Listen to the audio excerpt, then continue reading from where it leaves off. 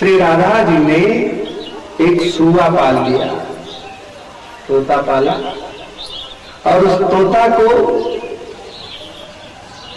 भगवत महिमा के पावन नाम का उपदेश कर दिया। सूआ को रटाया श्री कृष्ण श्री कृष्ण श्री कृष्ण,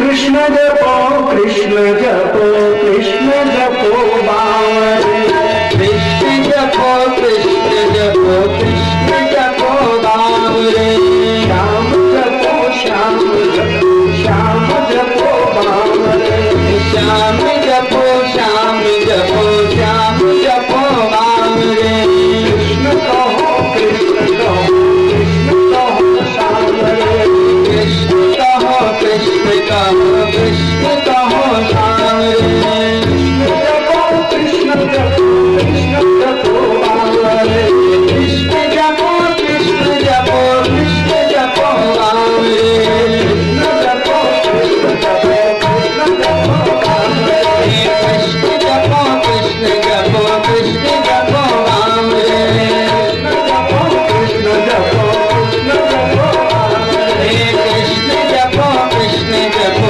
कृष्ण जपो बावरे, कृष्ण जपो कृष्ण जपो बावरे, कृष्ण जपो कृष्ण जपो कृष्ण जपो बावरे, जपो कृष्ण जपो कृष्ण जपो बावरे, कृष्ण जपो कृष्ण जपो कृष्ण जपो बावरे।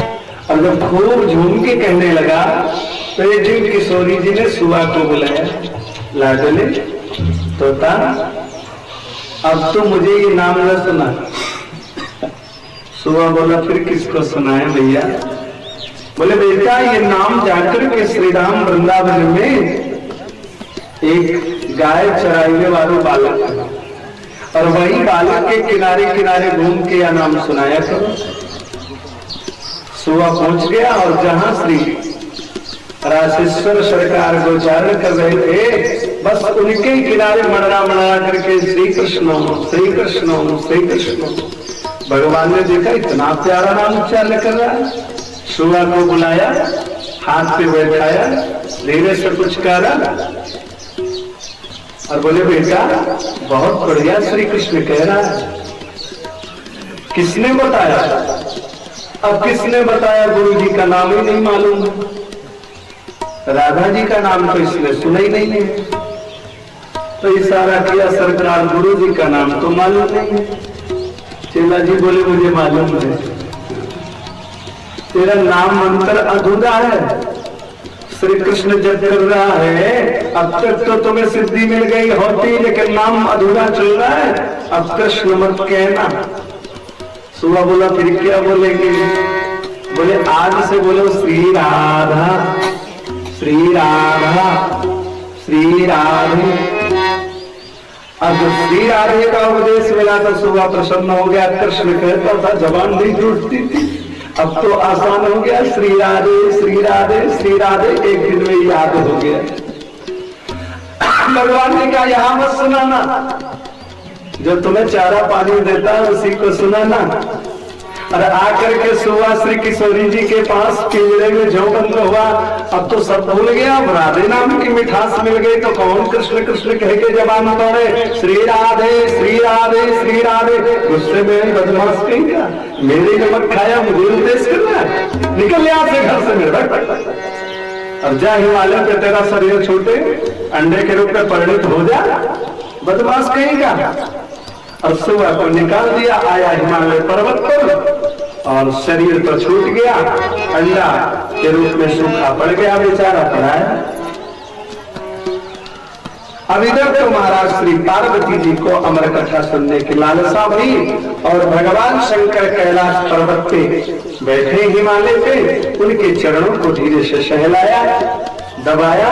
स्वामी ने आंख खोला, पार्वती क्या बात है? बोले नाथ हमने सुना है कि आपको अमर कथा का ज्ञान है, तो क्या इस दासी को भी आप वो अमर कथा सुनाएंगे? भगवान शंकर ने कहा अमर कथा? कैसी अमर कथा? वो भागवत वाली? बोले हाँ महाराज। बोले देवी उस कथा के लिए तो बड़े नियम हैं, क्या तुम नियम का पालन कर सकती हो? पार्वती जी ने कहा कहो, अगर दासी के समझ में आएगा तो जरूर करेगी महाराज। बोले देखो पार्वती, उस कथा की पहली विशेषता है कि कथा सुनने के पहले देख लो स्थान बिल्कुल एकांत होना चाहिए,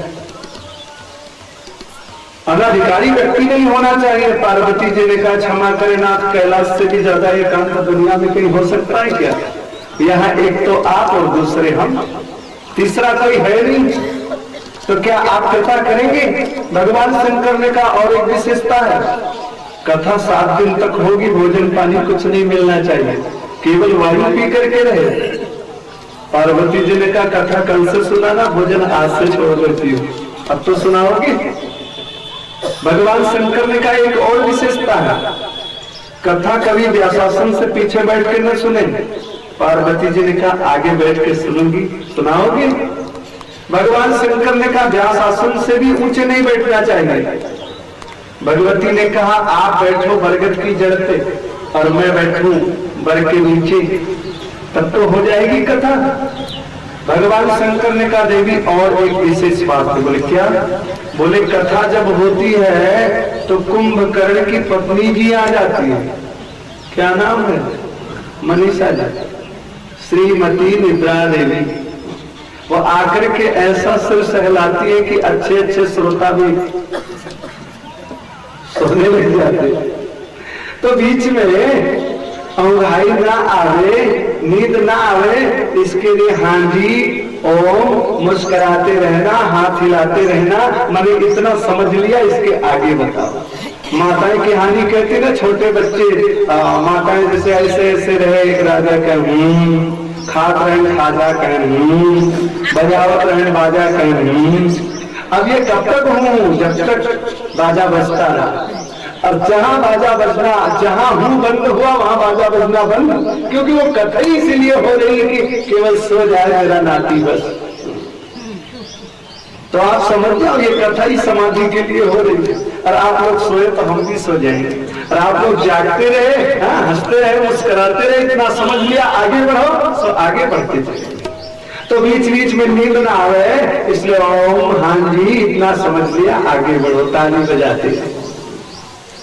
पार्वती ने कहा ना तो वो भी हम करेंगे, आप चिंता नहीं करें। अच्छा देखो यहाँ कोई अनाधिकारी तो नहीं, इधर उधर साफ सफाई किया कोई नहीं महाराज। एक बटवृक्ष के कोटर में एक अंडा पड़ा है सूखा, किस पक्षी का है? बोले सुख का ऐसा लगता है। बोले बाबा ने कहा सो तो रहने दो। और कथा शुरू हुई, और जब पहले दिन की कथा हुई कैसे जो अंडा बिरंडा पड़ा था उसमें जीवाश्म आ गया, जीव बन गया। दूसरे दिन कथा हो रही तो जीव पुष्ट हो रहा है, और तीसरे दिन की कथा में अंडा टूट गया और जीव सुख निकल आया, निकल के बैठ गया। अब वो भी कथा सुन सुन करके पुष्ट हो रहा है। चौथे दिन भगवान के जन्म की कथा हुई, अब भोले बाबा ने झूम के सोहर सुनाया। माता पार्वती को सोहर सुनते सुनते सो गई। तो सूर्य ने सोचा अब तो कथा बंद भाई। तो सूर्य के मन में आया माता जी तो अब बोलने वाली नहीं है, ये तो समाधि में गई, लेकिन तू तो जग रहा है। और उसकी ऐसी लालसा की वही बोल रहे ओम ओम ओम। अब भोले बाबा को क्या पता कौन बोल रहा है, वो तो मस्ती में कथा कर रहे हैं। पुराण के आदि आचार्य भगवान शंकर है, कथा करते जा रहे। और जब अंतिम दिन की कथा हुई, भगवान शंकर ने जोर से जयकारा लगाया और परीक्षित की सदगति हो रही। भगवान शंकर आवाज लगा रहे, पार्वती मैया की नींद टूट गई। स्वामी फिर क्या हुआ? जब यशोदा मैया दही बना रही थी, भगवान आंचल पकड़ के खड़े थे। भगवान शंकर ने कहा उसके बाद तो 4 दिन बाजा लगा, आप कहाँ थी देवी? महाराज क्षमा करे, मैं तो सो गई थी। अरे तुम सो गई थी तो ये हुंकारी कौन कर रहा था? अरे सुआ बल पड़ाओ मैं कर रहा था। भगवान शंकर ने कहा बदमाश कहीं का पीछे बैठ करके ब्रह्म विद्या की चोरी किया? अरे तुम्हें कथा सुनना था जैसे दुनिया सुन रही थी, आगे बैठ के सुनता।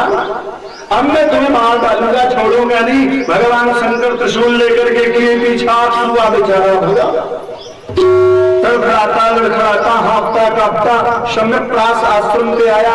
महाराज श्री व्यास जी अपनी पत्नी अरणी देवी को उपदेश कर रहे हैं और अरणी देवी को जमाई आ गई, बस सुआ के मुंह में प्रविष्ट हुआ और गर्भ प्रवेश कर गया।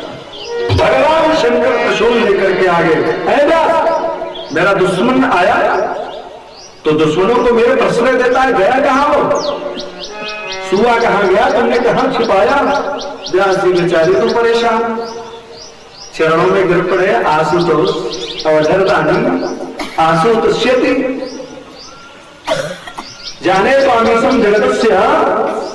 आप दुनिया के ईश, आपको भी गुस्सा किस बात का महाराज, कैसे आया? अरे बोले व्यास तुम मुझे बात में बरगला रहा है, मैं पूछ रहा हूं मेरा दुश्मन आया तेरी कुटिया तक, उसको तुमने छिपाया कहां, रखा कहां, वो सुआ गया कहां? व्यास जी ने कहा महाराज कैसा दुश्मन, कैसी दुश्मनी, कुछ बताओ तो सही। और जो बताया ब्रह्म विद्या की चोरी किया पीछे से बैठ करके। कैसी ब्रह्म विद्या? बोले अमर कथा सुना। बोली अमर कथा क्या करती है महाराज? बोले अमर करती है। व्यास जी को हंसी आ गई, सारे अमर कथा सुनने वालों को मारने वाले आप ही है महाराज, आप ही अमर कथा सुनाते, आप ही मारते हैं। भगवान शंकर को याद आया, भूल हो गई। व्यास अच्छा चलता हूं। और सुखदेव स्वामी तो 12 वर्ष मां के पेट में रहे, 12 वर्ष तक। हमारे बाबा को धर्म सम्राट शंकराचार्य श्री वरिष्ठ ज्योतिष पीठाधीश्वर स्वामी श्री शांतानंद सरस्वती जी महाराज कहा करते थे कि सुखदेव स्वामी गर्भ में नहीं गए।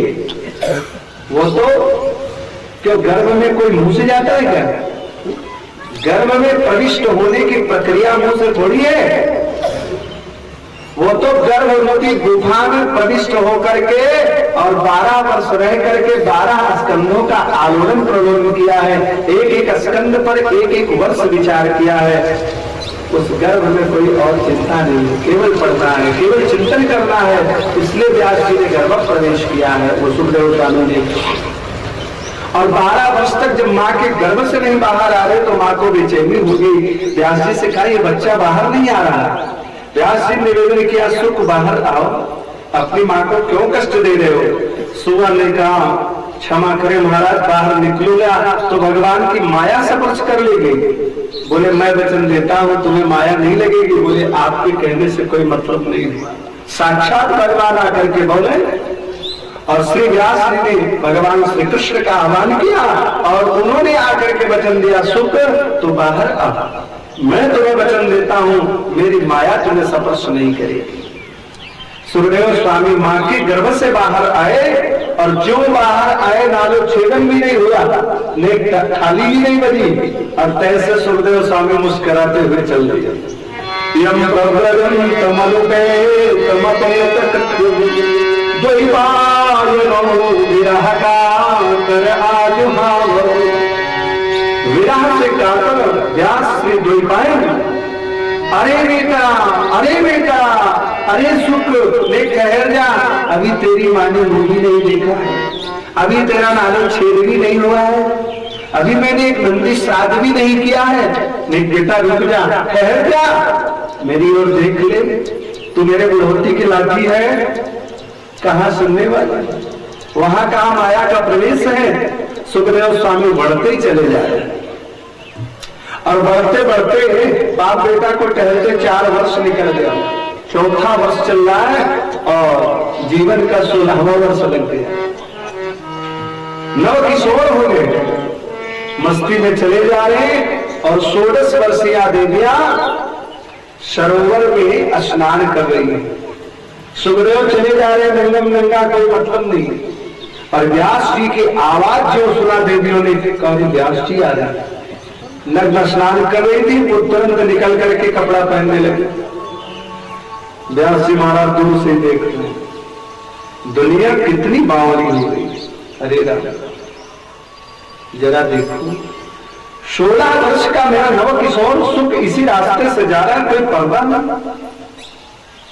80 वर्ष का बूढ़ा दिखाई नहीं पड़ता, सुनाई नहीं पड़ता, चला नहीं जाता, इस बूढ़े से इतना बड़ा पर्दा। रुक कर के देवियों से पूछा, देवी पर्दा जिससे होना चाहिए उससे नहीं, मुझसे पर्दा क्यों? देवियों ने कहा बाबा आपसे इसीलिए पर्दा जो आप क्यों कर रहे हैं।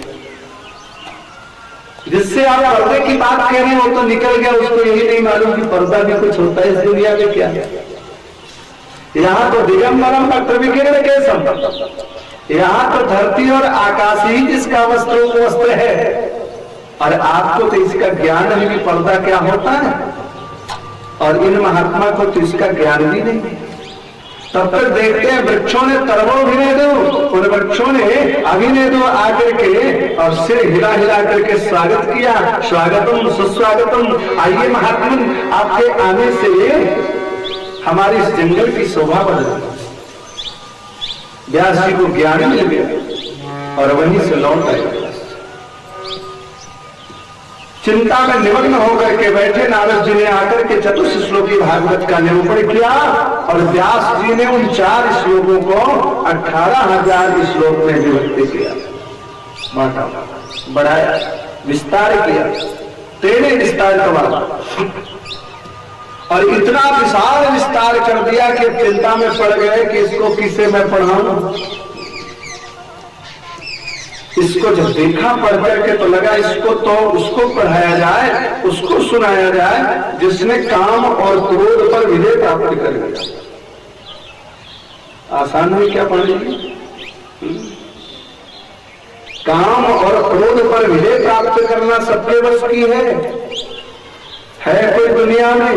व्यास जी ने विचार किया, उनके विचार में आया कि हाँ एक ही व्यक्ति है, वो मेरा बेटा सुख है, लेकिन मैं कहूं कि मेरे बेटा ने काम और क्रोध जीत लिया है, तो दुनिया कहेगी कि अपने बेटा की सभी बड़ाई करते, ये भी बड़ाई करते। तो बेटा को प्रशस्ति पत्र कहां से मिले? उन दिनों प्रशस्ति पत्र मिलता था श्री महाराज विदेह नगरी जनकपुर से, और ज्ञान शिरोमणि महाराज जनक राज उपाधि देते थे। अब यहाँ तो समस्या उपाधि की बात बाद में, अभी तो बेटा ही नहीं है, पढ़ाओ किसको? तो अपने जैमिनी आदि शिष्यों को भागवत का 2 बड़ा मधुर श्लोक पढ़ाया। एक श्लोक में भागवत भगवान के स्वरूप का वर्णन है, और दूसरे श्लोक में भगवान की कृपा का वर्णन। जहर पिलाने वाली पूतना के ऊपर भी भगवान ने माता जैसी कृपा की। एक ही श्लोक पढ़ाया, और दूसरा भगवान का सौंदर्य दिखार है। बरहा पीड़म नट बरबर, मयूर पक्ष धारण करके जब वेणु वादन कर रहे हैं, और इन दोनों श्लोकों को गाया। एक श्लोक शिष्यों ने, दूसरे दिन दूसरा श्लोक।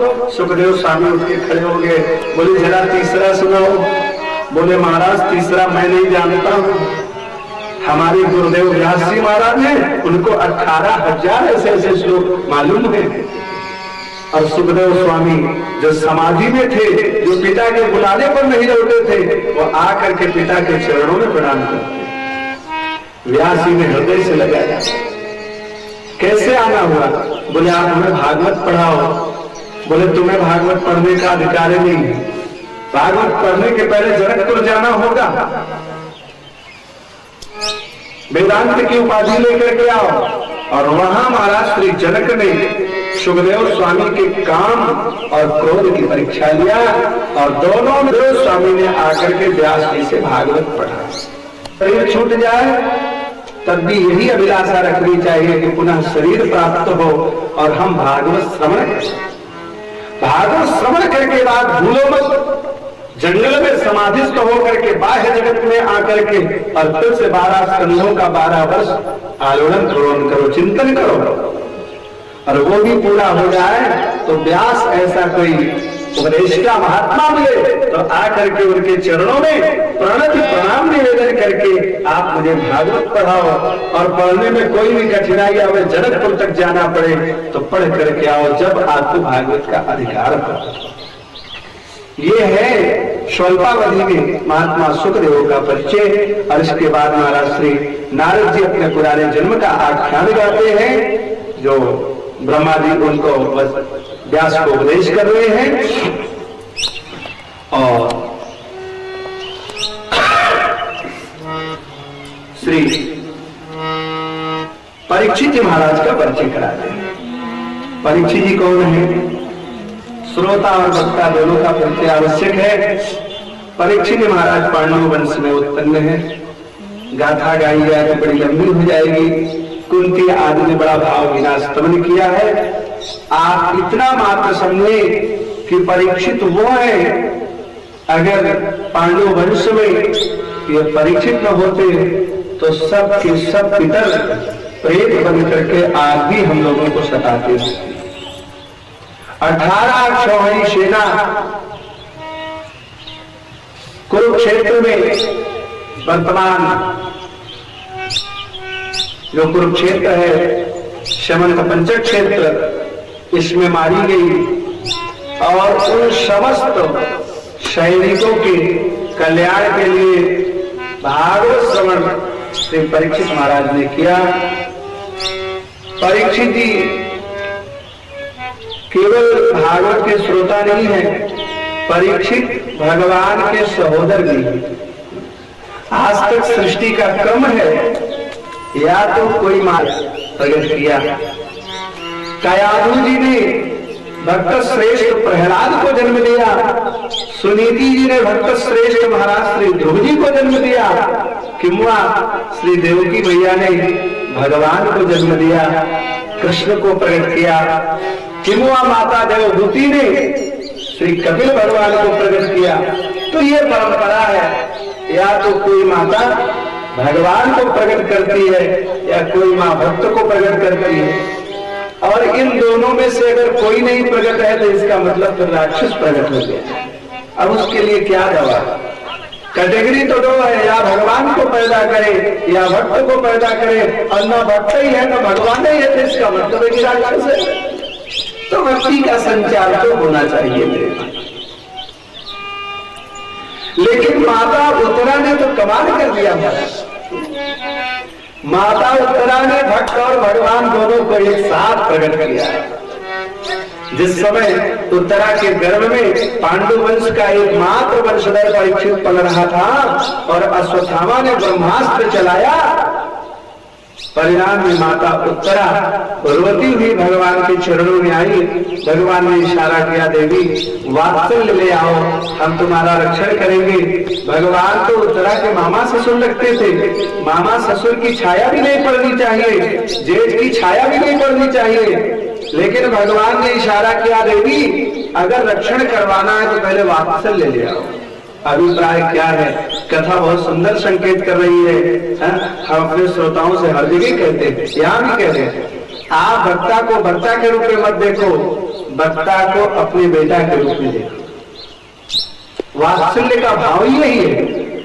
आप मुझे वक्ता के रूप में न देखो, आप ये देखो कि ये मेरा बेटा बोल रहा है। तब आपके भागवत समझ में आ जाएगी। ये भागवत की विधा है। कपिल ने माता देवहूति को आख्यान गा के सुनाया।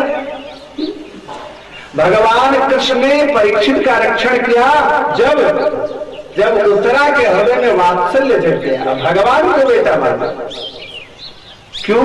बोले आचार्यों माम भी जानी आप, आचार्य भगवान का स्वरूप है। और भगवान को जब बेटे के रूप में देखोगे तो भागवत अपने आप प्रस्फुटित हो जाएगा।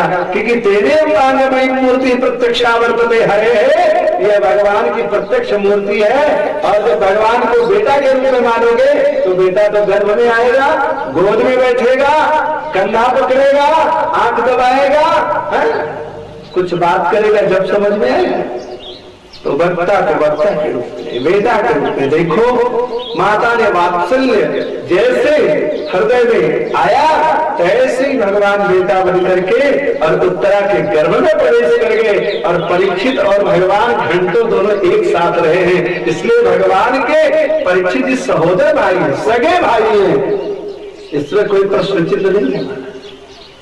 और वहां रक्षण किया है। परीक्षित जी पैदा हुए हैं, लोगों ने बड़ा आदर स्वागत उत्सव किया है। श्री महाराज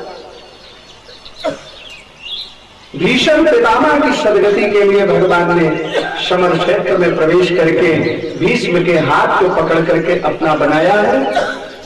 और इसके बाद अर्जुन को लेकर के द्वारका जाते हैं। पता चला परीक्षित का जन्म हुआ है।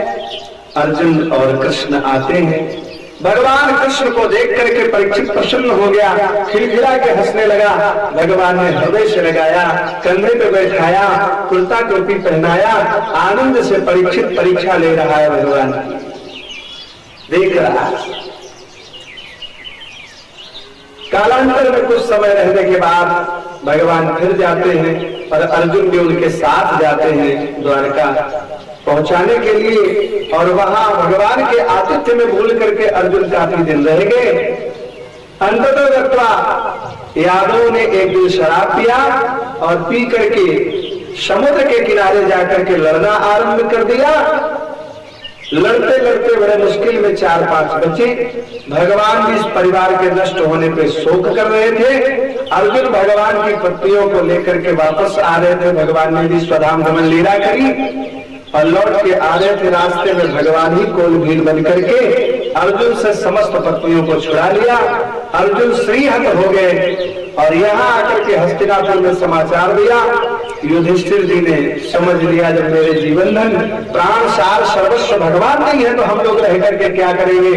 बुआ श्री कुंती जी ने सुना प्रभु नहीं है, धड़ाम से गिरी और जीवन में दोबारा नहीं उठी।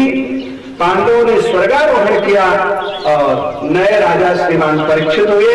परीक्षित दिग्विजय पर निकले और वहां कलयुग को 4 स्थान दिया। द्यूतम पानम स्त्रिया सोनायत्रा धर्मस चतुर्विधा, जुआ, शराब, हिंसा, द्यूतम पानम स्त्रिया और वैश्या, ये 4 स्थान दिया। इसमें कलयुग रह सकते हो। 5वां स्थान एक सुवर्ण नाम का और दिया। सोने का मुकुट लगा करके परीक्षित महाराज जा रहे थे शिकार खेलने। कलयुग को अवसर लगा, मुकुट पे बैठ गया और उसी दिन समीक महात्मा का अपराध हो गया महाराज श्री परीक्षित जी से। और समीक के बेटा ने बाघ वज्रम में सर्वहा उठा करके पानी नदी का कौशिकी और श्राप दे दिया, अपराध करने वाले ऐसे राजा का आज के 7वें दिन निधन हो और तक्षक के डसने से हो। जिस सांप को गले में डाला इसका पूर्व जिसको डसे। महाराज श्री परीक्षित को पता चला मुझे सांप मिल गया है, तुरंत अपना घर बार छोड़ करके और 7वें दिन मरना है तो आमला अवसर पर गंगा के किनारे सुप्रताल मुजफ्फरनगर में आकर के बैठ गए।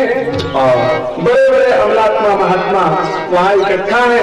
वहां तो सुखदेव के पिताजी बैठे हैं, बाबा भी बैठे हैं, पर बाबा नहीं परता बाबा भी बैठे हैं। और इसके अलावा बड़े बड़े महात्मा जो किसी के दरवाजे पे नहीं जाते हैं वो भी महात्मा परीक्षित को देखने के लिए आए हैं। आज चक्रवर्ती सम्राट घर बार छोड़ करके और जंगल में गंगा के किनारे पड़ा रह करके अपने जीवन के कल्याण के लिए सोच रहा है। कथा बहुत सुंदर संकेत कर रही है। वास्तव में भागवत का अगर सही अर्थ समझना है तो तब समझ में आएगा जब हम ये मान लें कि आज के 7वें दिन हम इस दुनिया में नहीं रहे। परीक्षित का समझना कोई निदान नहीं मिल रहा है। तब तक सुखदेव स्वामी का आगमन हुआ। परीक्षित महाराज ने बड़ा भव्य स्वागत सुखदेव स्वामी का किया। लोगों ने भी उठ करके स्वागत किया और परीक्षित जी ने बड़ा भावहीना प्रश्न किया। पहले तो अस्तवन गाया, ओ अद्य वयं ब्रह्मन् सतसेव्याः छत्रबन्धवः कृपया तिथिरूपेण भवद्भिस्तीर्थका कृता।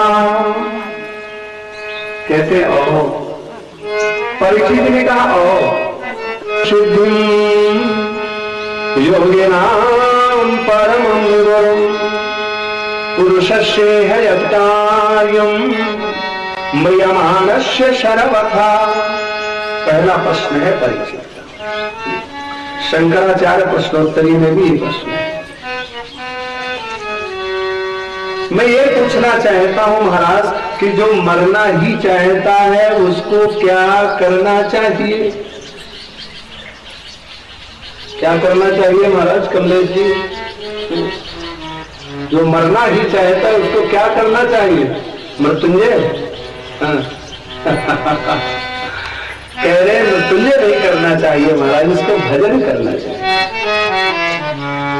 मुमुक्षुणा किम त्वरितम विधेय, जो मुमुक्षु है मरना ही चाहता है उसको क्या करना चाहिए? भगवत पाद शंकराचार्य जी ने गाया, सत्संगति निर्ममते सुभक्ति, उसे सत्संग करना चाहिए। सत्संग से निर्मल भक्ति प्राप्त हो, उसे भजन करना चाहिए। जो मरना ही चाहता है और जो जीना चाहता है उसको मृत्युंजय करना चाहिए। तो यहाँ जीने का प्रश्न थोड़ी चल रहा है, यहाँ तो ये कि मरना ही चाहता है तो क्या करना? पहला प्रश्न। दूसरा प्रश्न है यह श्रोतव्यम अथो जप्यम, श्रवण किसका करना चाहिए और जप किसका करना चाहिए? यद कर्तव्यम हृदि प्रभव। तीसरा प्रश्न है क्या करना चाहिए और क्या नहीं करना चाहिए। चौथा प्रश्न किया अस्मरतव्यम, स्मरण किसका करना चाहिए। और पांचवा प्रश्न किया भजनीयम वा, भजन किसका करना चाहिए। और इन्हीं 5 प्रश्नों का जो उत्तर है वही श्री भागवत जी है। कथा महारानी भागवत के प्रथम स्कंद से निकल करके द्वितीय स्कंद में प्रवेश कर रही है और यहां से असली कथा शुभारंभ हो रही है। ऐसा नहीं कि अभी तक आप लोग जो सुन रहे थे वो नकली थी। हाँ। वह भी भागवत की ही कथा थी, वो भी ऋषियों के द्वारा गाई गई थी, लेकिन सत्यता यह है कि अब जो कथा हो रही है उसके मूल वक्ता महाराज श्री सुखदेव स्वामी होंगे और श्रोता श्रीमान परीक्षित जी। अभी तक जो कथा चल रही थी उसके श्रोता थे सौनकादि 88,000 महात्मा और वक्ता थे महात्मा श्री सूत जी महाराज। सुखदेव स्वामी जी आध्यात्म के कुशल वैद्य हैं। 3 प्रकार का रोग है, दैहिक दैविक भौतिक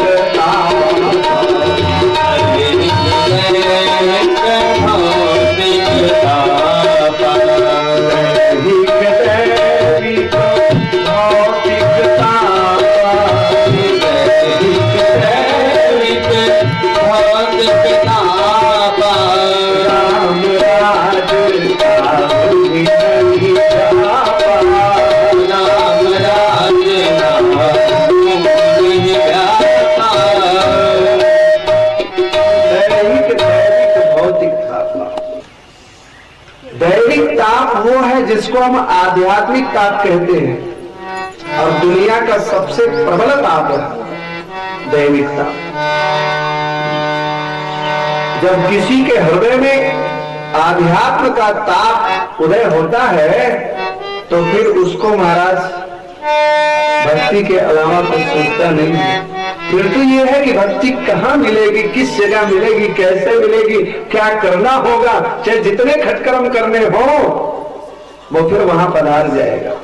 ये दैविक ताप, दैविक ताप महाराज श्री परीक्षित को हो गया तो कहां मिलेगी इतनी जल्दी में, 7 दिन का समय, अब मुझे तो दैविक ताप हो गया।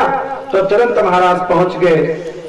जय जय सीताराम महाराज, बड़ी कृपा।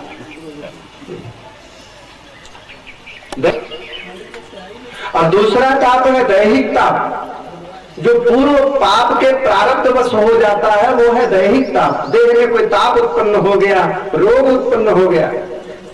और तीसरा है भौतिक ताप, पड़ोसी का मकान बन गया, मेरा कच्चा रह गया, ये भौतिक ताप।